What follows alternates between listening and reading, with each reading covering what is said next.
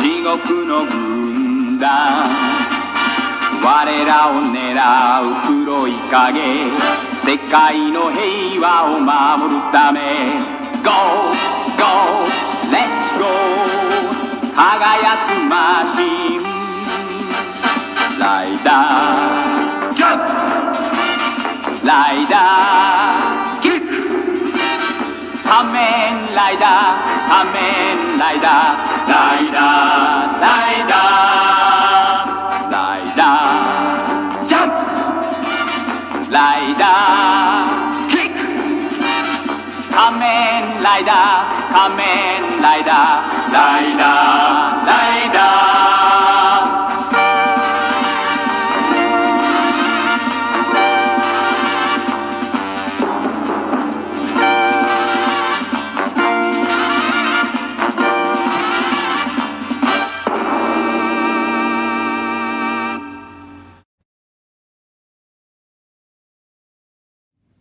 Hello everyone and welcome back to my YouTube channel.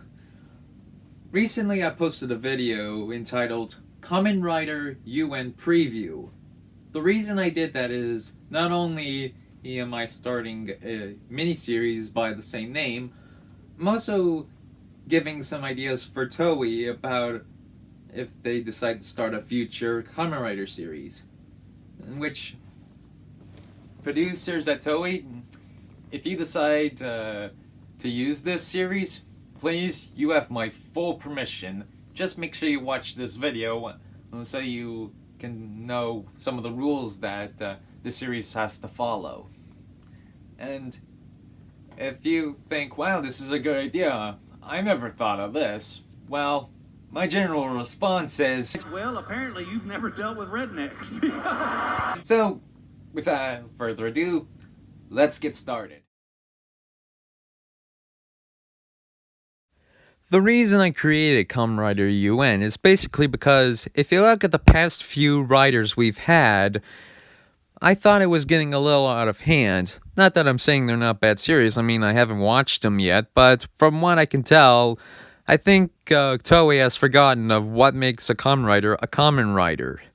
And I can see I'm not the only one. Also, from having a look at the past few Rider series we've had, I got this feeling that Toei is gotten to the point where they're scraping the bottom of the ideas barrel, and the same can be said for Super Sentai. But that's another story for another time. Anyway, this is the reason why I've decided to have Kamen Rider UN be like the final Kamen Rider show. You know, the end game. I'm not saying that this is going to be the final Kamen Rider show in history, but it's going to be like Godzilla vs. Destroyer, where we're just stopping and have Toei, take a little break, so we can refill that ideas bucket and then start fresh. It's like the Godzilla movies, where it's like when they start a reboot, they just ignore all the previous films and start fresh. And this is kind of like, I think, this is the best route for Toei to take with Kamen Rider and Super Sentai. So, let's just get on with our main character of the story. Basically, in a nutshell, Kamen Rider UN is basically the original series, just updated a little bit, like Toei did in 2005. Kamen Rider UN is the story about a man named Greg Burns, who comes from Great Britain. He is setting out into the world to basically find himself, which is admittedly a little bit like me. Like where his place in the world is. However, not 2 seconds after he walks out of Tokyo Airport, he is kidnapped by an organization which I'll get to later. and is turned into a cyborg. Though while I say cyborg, he's a different type of cyborg, in that which he gets only a mechanical skeleton and has basically his original organs intact. He's also embedded with a serum, which they insert into his bloodstream, which gives him rapid healing like Wolverine. This serum also makes immortal, meaning it's like he cannot die. However, before the surgeons could complete the operation, the United Nations soldiers bust in and basically kill everybody, and the papers that had the formula for the serum get lost forever. So no one knows the secret formula. No one else has the serum except for Greg, meaning that he is now forever an immortal. Now, when Greg finally wakes up, he finds himself in the United Nations headquarters and is basically caught up on the situation, and is asked to become an agent for the United Nations, as his immortality and rapid healing make him the perfect candidate to use the equipment and that the United Nations have been working on for quite a long time. Thus, he becomes Kamen Rider UN.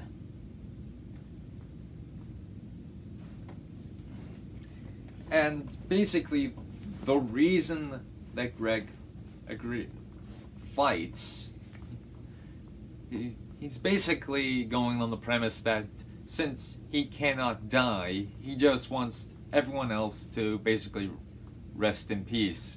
But, it's like, he knows everyone else is gonna die. He just wants to make sure that all the innocent, and have a peaceful death. And not make sure that they don't suffer the way he went through. Painful death and being turned into a cyborg. And that's basically all I got of the characters. Let's get on with the writers themselves. Originally, I was gonna have Kamen Rider UN be the only writer in the show, but I thought, no, that's a little too drastic a change, especially for a modern audience. So I decided to add a few more writers into the show. And in total, there are 5 writers in the show. 4 of them are created by governments, and the basic theme of them is they're based on the writer which was popular at that time, at the year that they were created. So let's start off with our main writer. Created by the United Nations, Kamen Rider UN was based off the original Kamen Rider. However, the one I use in my YouTube series is a suit that looks like the reboot Ichigo with original series helmet, which is why in some stock footage I use Kamen Rider Nigo from the original show and from the reboot movies. Basically, the United Nations started working on Kamen Rider UN in the year 1972, and they based it off of Kamen Rider Ichigo. However, they had to abandon the project as they couldn't perfect the transformation belt, as if you transform using it, the average person will get shocked by an extensive amount of electricity, having electricity course through their bodies, and they would basically die. This is where Greg Burns comes in, as the serum which gives him immortality and rapid healing, he can withstand the electric charge and basically use the equipment. As fans would know, at the end of Kamen Rider 5's, the Orphanet King destroyed the Kaiser driver. However, while the FBI was deconstructing Smart Brain, they took possession of the Kaiser gear and rebranded it as Kamen Rider FBI. Basically, it's the same suit, just rebranded. Yet, while the average everyday human could now transform with this gear, it comes with a price. That price being that the suit no longer has the power it once had. It's basically if the Kaiser gear was running on half power. And for the first half of the show, the FBI gear is donned by several random FBI agents, hopefully including a character from the original Kamen Rider show named Taki, if that would be okay with his actor. Yet at the halfway point, Greg meets his female love interest, who, at her request, he gives her a blood transfusion, which basically makes her immortal as well. Just to show how strong of a bond they have. And she becomes the official user of Kamen Rider FBI. And the two of them act like a double rider system, or to put it simply, like Kamen Rider Stronger and Human Wave Tackle in a love relationship. Kamen Rider CIA is an odd one, mainly because he's the one that doesn't get used a lot, due to the fact that he's the most time-consuming to prepare. If Kamen Rider CIA has to get involved, the situation must be really, really bad, and it's that big of an emergency. It's basically if you put Rider Man and Kamen Rider Yongo together, and basically it has to be assembled like G3, which is the reason why he doesn't get used a lot. As you've probably already noticed, a common theme in Kamen Rider UN is flaws. Every Kamen Rider in this show has its own flaw. You know, Kamen Rider UN and has the flaw of the user being charged with electricity whenever the person tries to transform. Kamen Rider FBI no longer has the power it once had, and Kamen Rider CIA has to be put on piece by piece. However, Kamen Rider Soviet's flaw is probably the worst of all. Basically, Kamen Rider Soviet Union's flaw is that it's nuclear powered. If you transform, you will die of radiation poisoning, which basically is the reason why it's a one-off rider. Originally, I wasn't going to have this rider in the show, but I figured since he's the first evil rider in history, aside from the Imitations and the Shocker riders, I figured, why not use him? Kamen Rider Oja has been resurrected and turned into a cyborg like Greg Burns. However, he's sided with the villains, and he's as mad as ever. Hopefully, we could get the original actor who played him to reprise his role, and that would be pretty good. And of course, he's basically just reduced to a villain's general.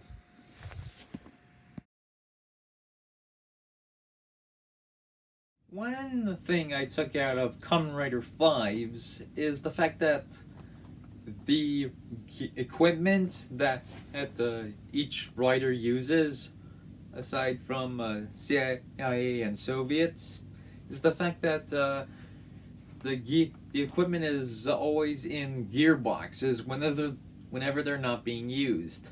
So I want to show you one of the gearboxes I've decided to use for my show. As this is the only one I've actually completed and am already using in my YouTube series, this is the Kamen Rider UN gearbox. Just like the 5's gearbox, this is a gun case manufactured by ADG Sports, model number 31036. And just like the Delta gearbox, there are these latches on each side for you to attach a strap for greater portability, which will be used in the show from time to time. Unlike the gearboxes for your custom 5's, Kaiza, and Delta gear, this case is actually quite easy to get off of eBay, as I got this one for around the price of $20 US.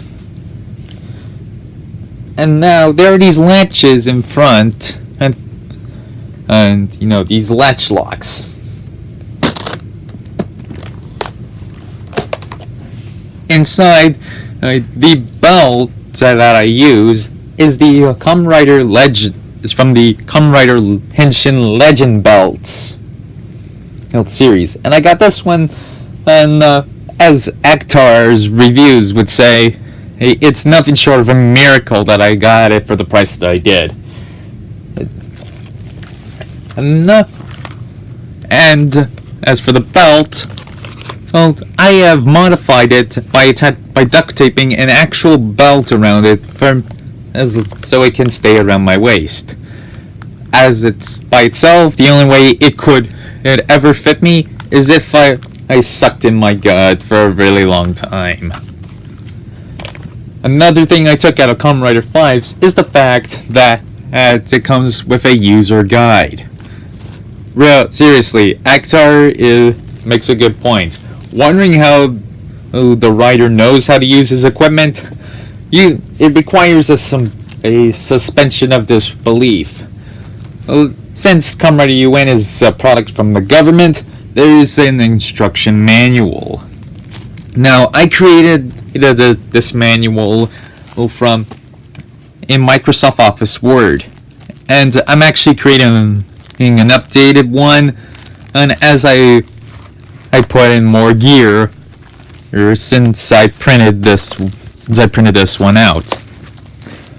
But as long as I have it in here, I might as well show you the covers. The pictures were sourced from the internet, and I basically typed out everything, except for some details, which were also sourced from the official Kamen Rider wiki. Thank you for that. And I like Aktar's suggestion of using the actual barcodes. This is the barcode for this belt, the Henshin Rider belt. Which I got from a picture of the packaging on the internet. The size of the manuals is an extra large 5x7, and then flashcards. And the Ziploc bags is sandwich size. Now, for the rider gear, besides the belt, there are these gadgets. It's basically James Bond gadgets. This one was inspired by Doctor Who. The sonic sunglasses, which would basically make the most sense for a normal, everyday government agent to use. Which I wouldn't be surprised if they actually made the sonic sunglasses for the real world. So I thought why not I'd use it. Now this is in the show. This will be a mini computer, which in actuality is a clock/calendar/calculator. Now I got this from a thrift store, and I don't know what model this is or what company made it. If you guys know, please tell me in the comments below. I really would like to know. Now, in the video, you saw me bringing up this and talking to an imaginary boss. This is an old AT&T, a toy walkie-talkie, which I basically took off the antenna and made it and passed it off as a phone. With this, it's like he can actually punch in codes and basically he summon and his motorcycle, well, just like in Kamen Rider 5's. And he can basically call anyone, and no matter where he's at, even underground, if he's underground. And lastly, I have this. Now, I have no idea what this is. I just got it from a thrift store, or one day. If you guys know what this is again, let me know in the comments below. So, basically, this will be his little mini camera that he will be storing. Basically, like, take pictures.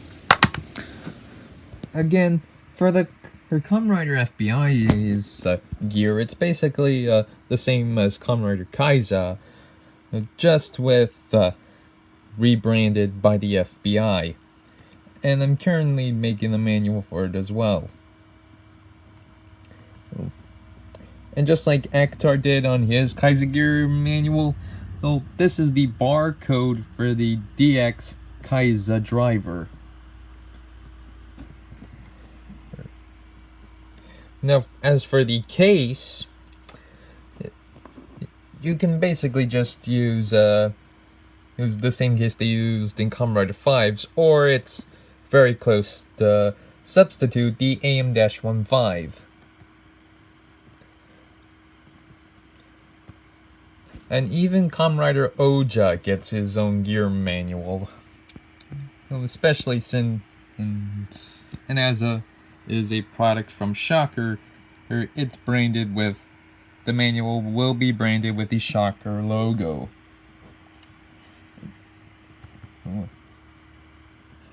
And the barcode on this manual is the barcode for his weapon, which reads his cards. As you've probably already seen from the Oja gear manual, well, and basically this is the kind of like the end game for this brand of Kamen Riders. I decided that, like, let's end it with the organization that we started with. So in turn, we have the Shocker Army. Yes, it was a cheap way out of creating a new villain league, but hey, it's the end game, and Shocker was the very first villains in Kamen Rider, so why not? Well, we do use the old suits, and for the Combat Men and the Great Leader, their motives have changed. Basically, they're in the motive of... This is Scarface, final scene, bazookas under each arm, say hello to my little friend. So basically, they have revived and recruited some of the best, toughest monsters from the Kamen Rider franchise, at least in this timeline. And I mean from all those villain groups in this timeline. Shocker, Gal Shocker, Destron, you name it. Even the Orphanox are recruited to fight. One common theme in franchises as big as Kamen Rider and Super Sentai is continuity, as the massive demand for team-ups basically contradict what happened in the original stories of the series. So for this series, I've decided to pick one specific timeline for this show to go with. And for the Super Sentai series that would follow after it, which will be explained in a later video. So, I've decided to pick the Jaka vs. Go Ranger timeline for the show. Since not only are Kamen Riders V3 and Amazon mentioned in there, but also Android Kakator, so that team-up is a possibility. Basically, in this timeline, everything from the original Kamen Rider series up to J has happened. And since Kamen Rider Oja is in there, it's pretty well obvious that Ryuki has happened. And since Kamen Rider FBI was recreated from Kaiza, Kamen Rider Fives has also happened. If any other writers show up in this series, you can safely say that it was the doings of Kamen Rider Decade.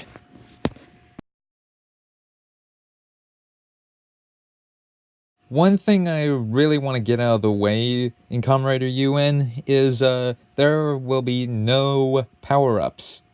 It was given to the writers. You heard me, no power-ups. The only thing that I could say counts as a power-up is psychological for the characters. And if you want more information on this, I will post another video explaining any the Sentai show that will accompany Kamen Rider UN. Hopefully this video has been informative for Toei if you decide to use this series, which Toei, if you do, please, you have my full permission. Just be sure you use this video as the rule book to use it. And make sure that you follow the rules that I've explained in this video. And for everyone else out there, at the end of the video, the mini-series, I put it as like, if you would like to help out, leave your comments down below. Just don't send money to me. It's like I'm pretty happy doing this at basically like an MST3K budget. And, basically do it all by myself. It's like a no expense paid production. But if you would like to help out, like want to be in an episode, let me know in the comments below. And until next time, I'll see you later. And don't forget to subscribe to my YouTube channel. Have a good day.